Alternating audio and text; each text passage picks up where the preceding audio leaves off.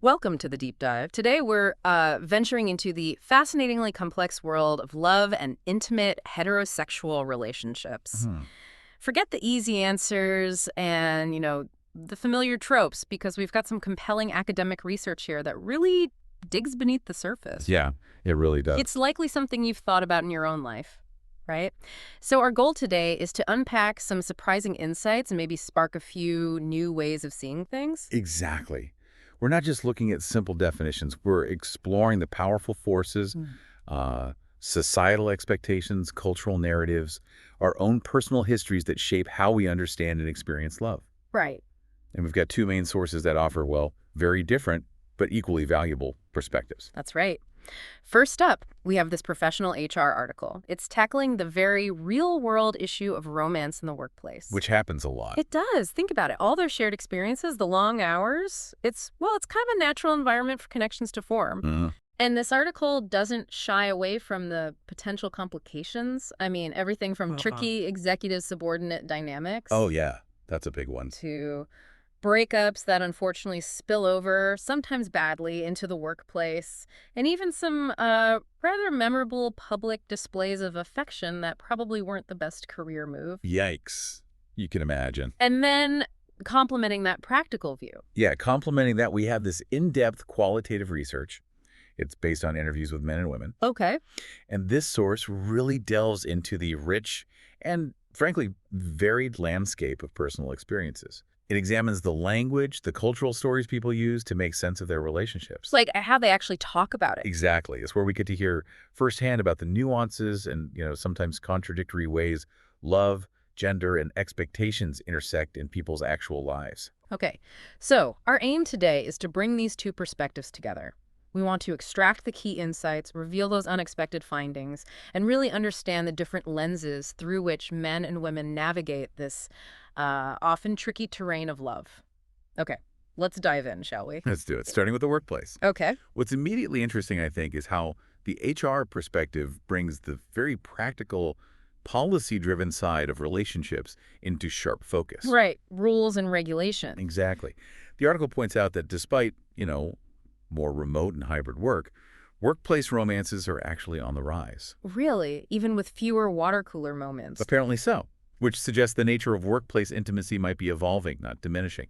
And that raises interesting questions about how effective traditional policies are in this more digital environment. So connections are still forming, just maybe differently. And the advice from HR is pretty straightforward. Keep any affection strictly professional on the job. Basically, yeah. No PDAs at the office party. You can almost picture the memos. And from an HR standpoint, the ideal scenario involves the couple voluntarily disclosing the relationship. Okay, letting the company know. Right. This then allows the company to think about potential adjustments, especially, like you mentioned, in manager-subordinate relationships, to sort of mitigate any potential conflicts of interest or perceived biases. It sounds logical in theory, but here's where it gets really thought-provoking. The article shares a case study. Remember that law firm? Oh, yes. The law. Partner and an associate were involved. And even though they tried to propose a way to manage their professional roles ethically within the firm, You try to be proactive. exactly, but ultimately, the firm asked both of them to leave. Wow, both. Both, citing concerns about potential management complexities down the line. It just highlights how even with communication, navigating workplace romance can be incredibly challenging for everyone involved. That law firm example really raises a crucial question, doesn't it? Hmm. How do these formal power structures, the need for clear boundaries at work, how do they mirror or maybe contrast with the often more subtle but just as influential power dynamics in personal romantic relationships? That's a great point. The ones explored in the academic research we'll get to.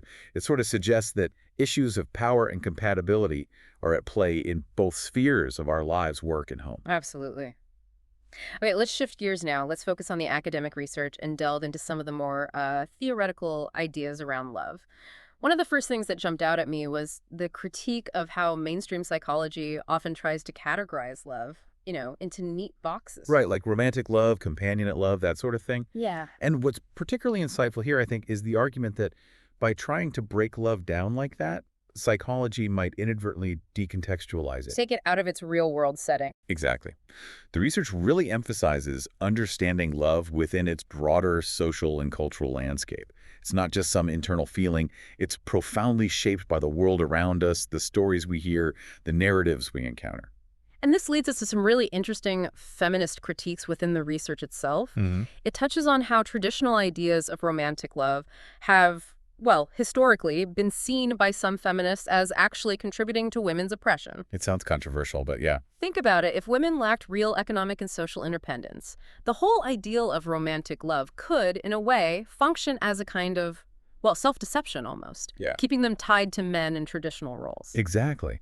The research even references Shulamith Firestone's powerful question back in 1971 about how a women's movement could even exist without tackling the concept of love itself. Wow.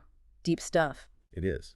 And it also mentions the backdrop of the 1960s sexual revolution and how some feminist perspectives questioned if it truly liberated women, pointing out that despite all the talk of freedom, those persistent double standards about female sexuality, they didn't just disappear. Which brings us nicely to the concept of discourse analysis. Now, this might sound a bit academic, It can sound that way, yeah. but it's actually a really powerful idea for understanding relationships. Essentially, it's about how the language we use, the stories we tell in our culture, how they actively shape how we understand and experience, well, pretty much everything, including love. Right. Think of it like the unwritten scripts we all carry around in our heads Yeah, about how love is supposed to look and feel. gotcha. So instead of just trying to define what is love Yeah. in some universal way, discourse analysis looks at how we talk about love, the specific words, the phrases, the recurring cultural stories available to us. And these aren't just descriptions. No, they actively construct our understanding, and because of that, they shape our experiences too. Okay, so when we look through that lens, the lens of gendered discourses of love, one of those very persistent, maybe oversimplified narratives is the idea that women want love, men want sex. Ah, yes, that old chestnut. Right. The research digs into how this simple dichotomy is both reinforced and challenged in the personal accounts of the people they interviewed. And what's fascinating is seeing how some of the women in the study explicitly pushed back against that very idea. Oh, interesting. Yeah, Ruth, for example. She associated that kind of thinking with being, well, less mature, suggesting that as women gain more life experience, more self-awareness, they might actively reject these limiting gender stereotypes. Makes sense. We also bump into the classic fairy tale idea, don't we? Mr. Right, the search for one true love. Definitely pervasive themes. But the research found that the women in this study, generally, they express skepticism towards that idea, the single perfect partner. Yeah, it suggests maybe a move away from passively waiting for some ideal person to show up and towards a more engaged and realistic understanding of relationships, Right, and some even drew a distinction between being in love which they sometimes saw as maybe a bit immature, fleeting. and loving. Yeah, loving was characterized more as an adult, stable, enduring connection. Holly and Barbara's perspectives really highlighted this difference. It's almost like being in love is the initial spark, maybe. And loving is the sustained warmth and commitment. That's a good way to put it. And speaking of those emotional states, let's consider the roles of emotionality and rationality. It's striking how women in the study sometimes describe themselves as being, carried away by their emotions, almost feeling out of control when in love. That intense feeling.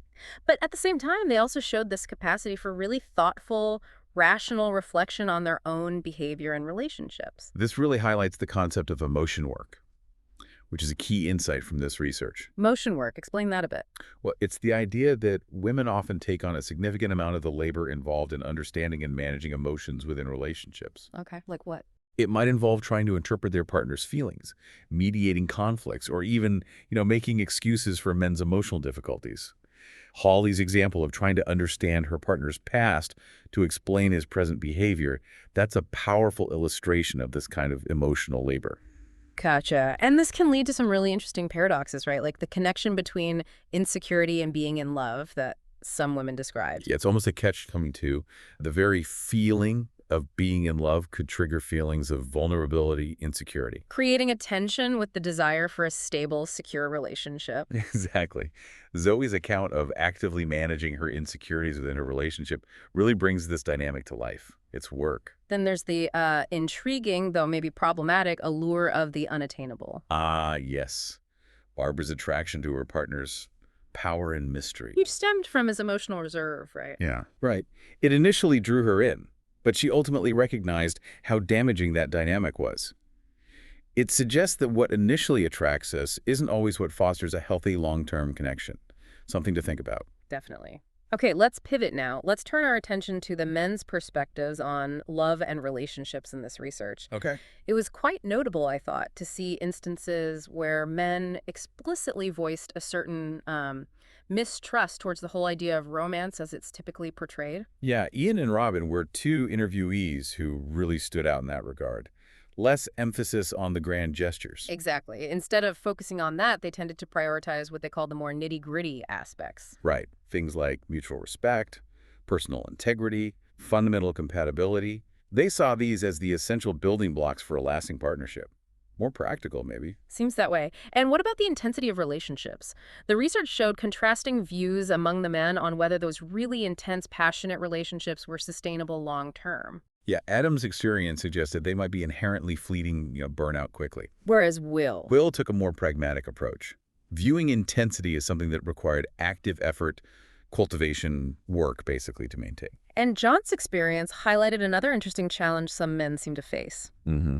The difficulty of reconciling that intense emotional experience of being in love with the more routine day-to-day aspects of a stable relationship. Yeah, it's like trying to fit a whirlwind romance into the framework of shared bills and grocery shopping.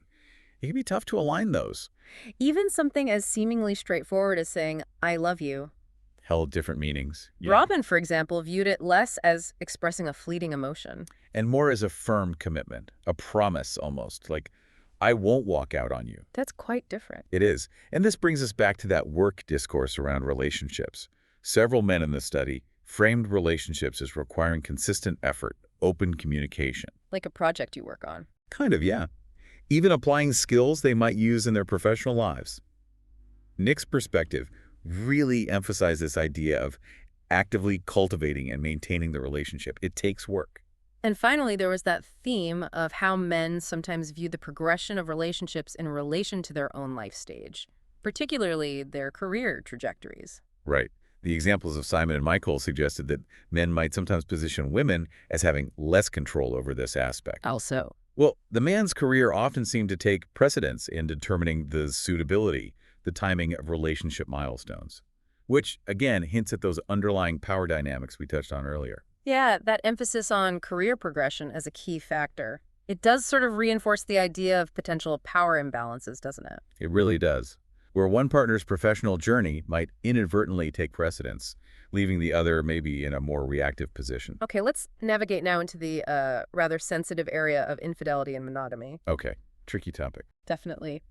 The HR article, just by focusing on workplace relationships and their complications, it implicitly assumes an expectation of fidelity, right, within a romantic relationship. Yeah, that's kind of the baseline assumption for those policies. But the academic research, it uncovers a much more nuanced, much more complex reality. Indeed.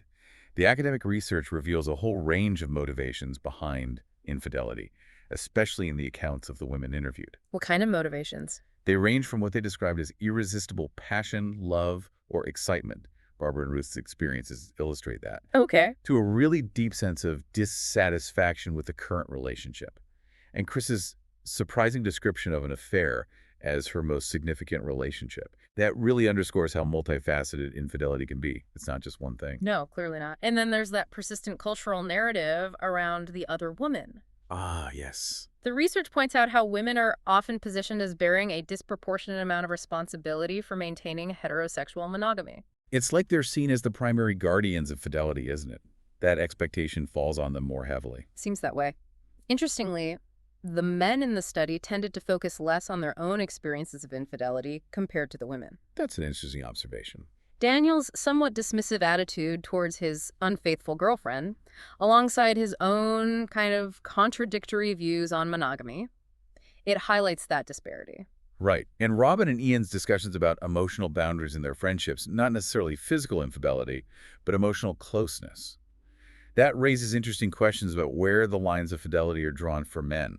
Is it just physical? It seems there's a real gender discourse at play when it comes to infidelity, doesn't there? Absolutely. Women often constructed as inherently faithful, men perhaps perceived as potentially less so. It's almost like a preset cultural expectation. Okay, so this leads us towards our concluding thoughts. Thinking about the ongoing issue of gender inequality and what the future might hold for love and relationships. Right. As we've explored, the very way we talk about and understand romantic relationships can, often inadvertently, reinforce traditional gender differences. How so? Well, the language we use, the stories we tell, they can perpetuate these inequalities, sometimes without us even realizing it.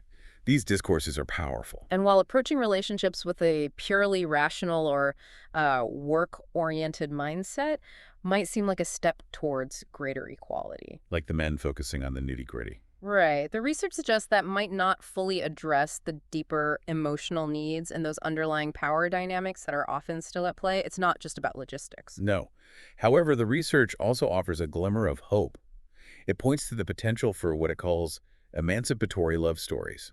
Emancipatory, meaning. Meaning freeing, liberating, the conscious act of reflexivity. Yeah.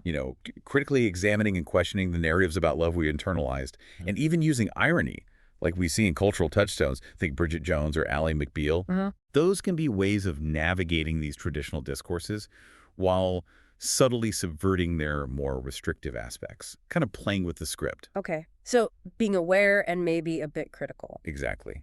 And ultimately, the research underscores the importance of fostering a discourse of care that isn't inherently gendered. Moving away from the idea that emotional support is women's work. Precisely. If we can move beyond that ingrained idea, it could represent a really significant step forward in reducing inequality within our intimate lives, Yeah. sharing that emotional labor.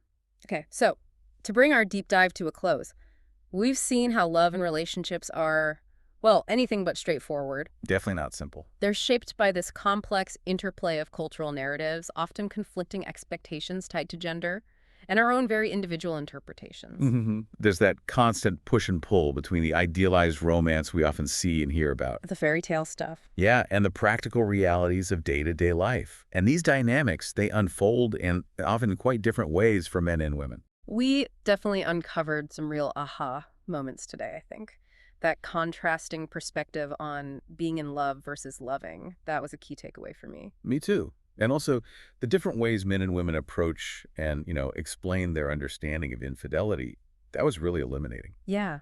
And it's fascinating how even something as practical as workplace policies can reflect these deeper, often unspoken assumptions about romantic relationships. It all connects. And you, our listener, have now taken a significant dive into these diverse perspectives. Hopefully, this exploration has given you a richer, maybe more nuanced understanding of the often invisible forces shaping our intimate lives. So here's a final thought to really chew on, something to take away.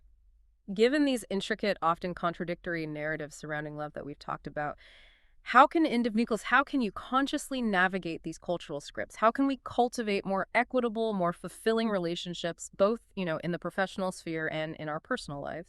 Yeah, what active role does your own awareness play in challenging those deeply ingrained societal expectations about love and gender? That's something to continue contemplating.